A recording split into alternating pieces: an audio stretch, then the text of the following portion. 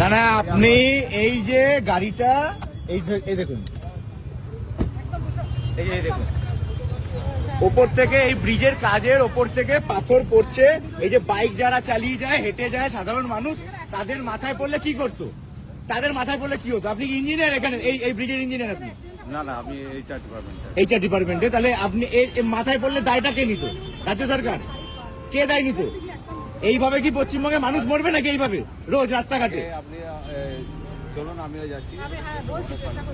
আপনার আরো লোক ডাকুন, আপনার ইঞ্জিনিয়ারকেও ডাকুন। এই যে ওনার গাড়ি, কি হয়েছিল ঘটনাটা ঠিক করে বলুন। ঘরটা এখানে দাঁড়িয়ে আছে, এই যে সিগন্যাল আছে, আগে তো আমি মাঝখানে হঠাৎ দেখি হু হু করে পড়ছে। আমার এখানে দেখুন, এটা তো আমার ওয়াইপারটাও গেছে, আমার এই গাড়িটা গেছে, আমার সব গেছে। বাইক আরোহীর গায়ে পড়তো, কি হতো? বাইকার হলে অন দা স্পট ডায়েট হতো, অন দা স্পট মরে যেত।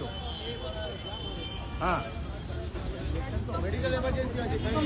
এইভাবে আমরা ডিউটি করে আমাদের জীবনে রিস্ক কে নেবে? আর এই যে ওনারা ডিউটি করছেন, এই যে পুলিশ অফিসাররা এখানে ডিউটি করেন, আপনাদের গায়েও তো পড়তে পারে, আপনাদের গায়ে ওপর দিয়ে পড়তে পারে, আপনাদের গায়ে ওপর দিয়ে পড়তে পারে, তা আপনিও মরে যেতে পারেন। তাহলে ওপর থেকে এরকম পাথর পড়ছে, এরকম ভাবে রিস্কের এই কাজটা হচ্ছে, তাহলে কে দায় কে নেবে? এর দায় কে নেবে?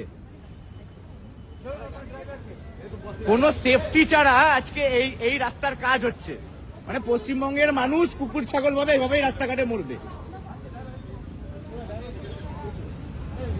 এই দেখুন পুরো জ্যাম হয়ে গেছে, উনি রাস্তা ব্লক করে দিয়েছে। ওই যে আবার পড়ছে, ওই দেখুন, ওই দেখুন, এই সঙ্গে সঙ্গে আবার পড়ছে ওপর থেকে, এই দেখুন আবার পড়ছে, এই দেখুন, এই যে পুলিশ অফিসার, এই যে আপনাদের সামনে পড়ছে ওপর থেকে পাথর, দেখুন। এই যে কন্ট্রাক্টর তো আপনি তো কন্ট্রাক্টর, আপনার সামনে দেখতে পেলেন, আপনি দেখতে পেলেন আপনার সামনে পাথর পড়ছে ওপর দিয়ে, ওই যে পাথর পড়ছে। এই যে সাধারণ মানুষ